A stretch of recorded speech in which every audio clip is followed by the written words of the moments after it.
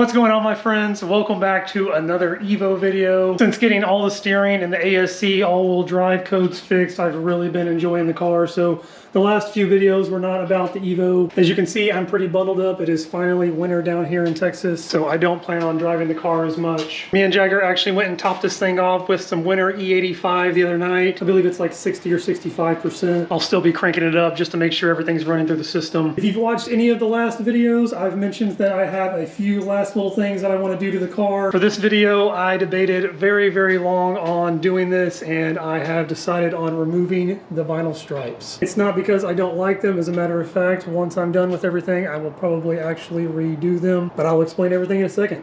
Stay tuned.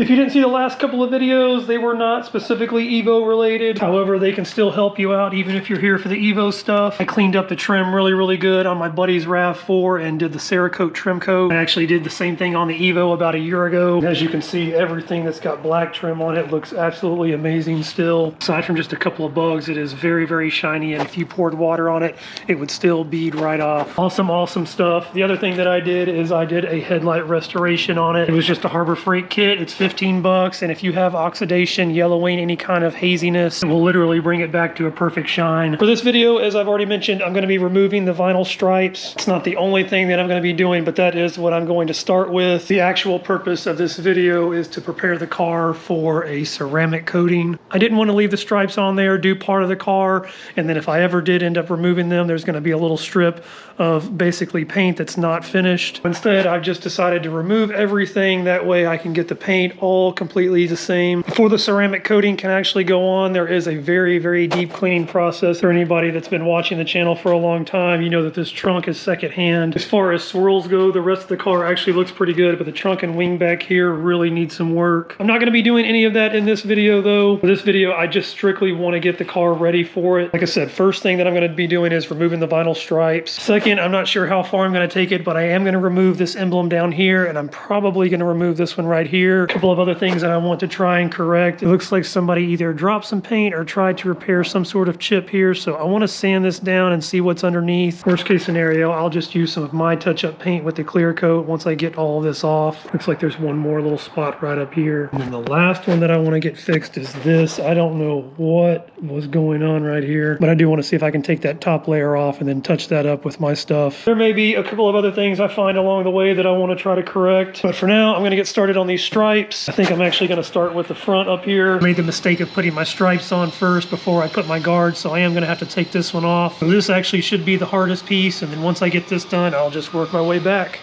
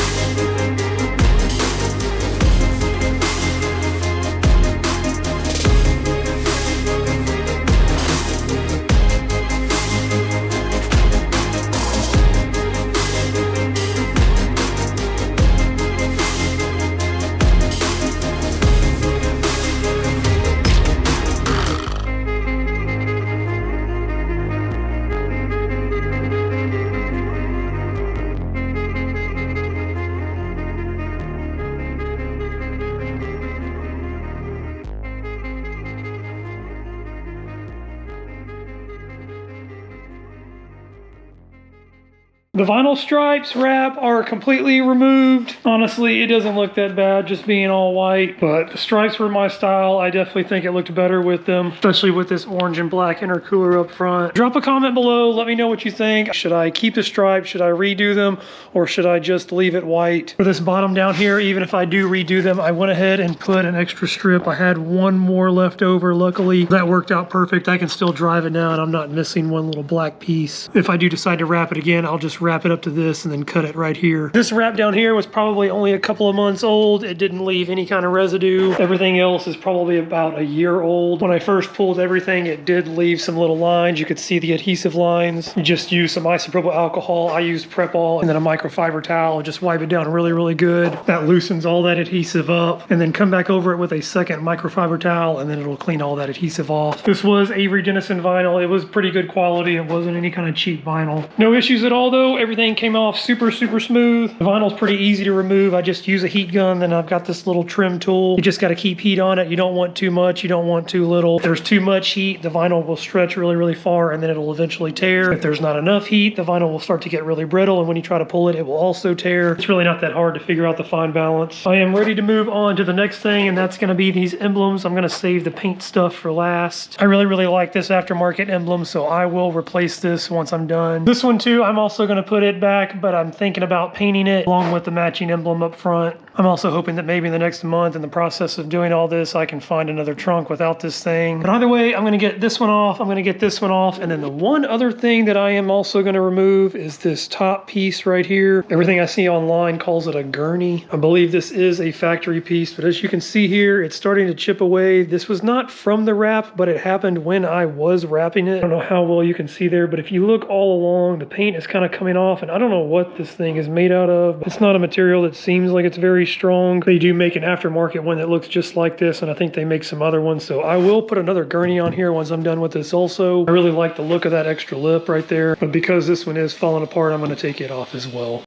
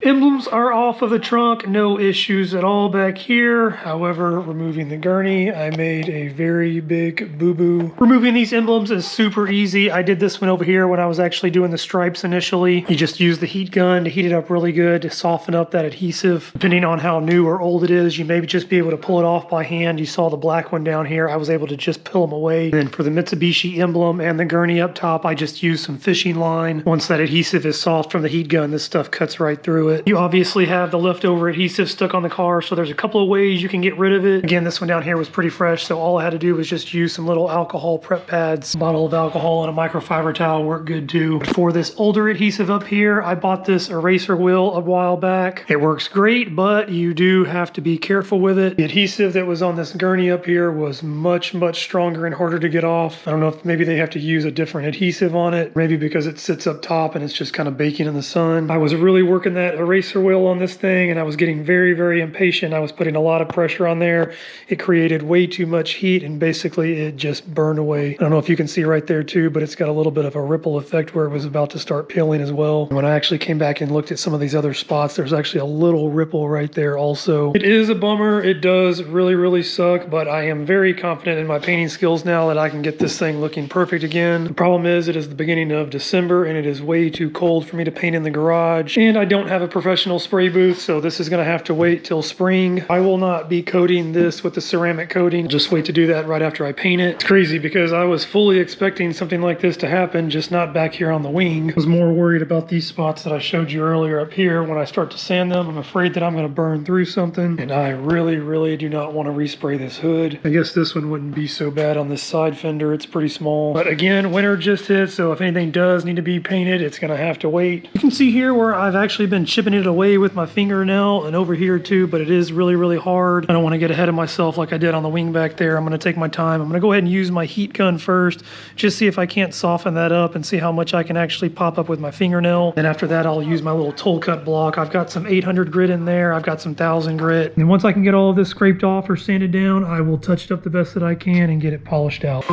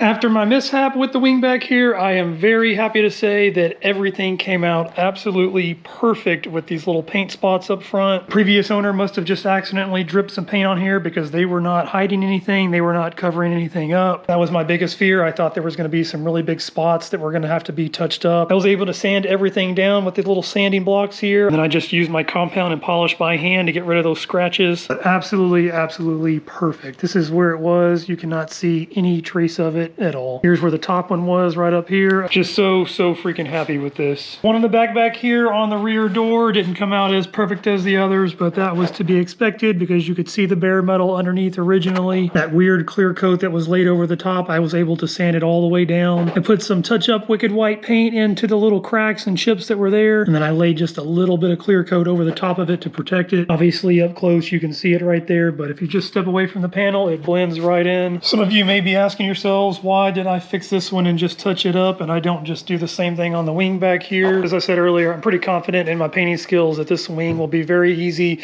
It's a very flat surface, very small piece, and I just simply don't want to respray an entire door for something like this. Also, when I bought this car 2 years ago, there was only one major exterior defect on it, and it was this passenger side rear door down here. I actually didn't notice it at the time of purchasing it because it actually blended in pretty good. But as you can see down here on this side skirt too, there are a lot of rock chips, and where they have slung up here and knocked all of the paint off. Looks like the previous owner just touched it up with some touch-up paint. I'm also assuming that the paint that fixed this up is the paint that was dripped on the front up there. At some point I would actually like to correct this, but again, my painting skills are pretty good. However, my bodywork skills, I can do some simple stuff with primer and sanding, but as far as doing full body work, I need to do body filler. I have never used body filler before. This will be territory I have never been to before. This is something that I'm just going to tackle in the future. When I do the ceramic coating, I'll just go right over the top of it. When I have to repaint this thing, it's all going to have to get sanded down anyway. At least for the time being, there will be some decent rust protection on there. I am going to end the video here. As always, if you enjoyed it, if it helped you out, definitely hit that like button. Drop a comment below. Let me know what you think about everything. Anybody out there has a trunk that doesn't have the little keyhole on it, I wouldn't mind working out a deal. Let me know what you think about the stripes. Should I keep them? Should I redo it or not? If you haven't already, hit that subscribe button so you don't miss anything else going on with the Evo, and I will catch you guys next time.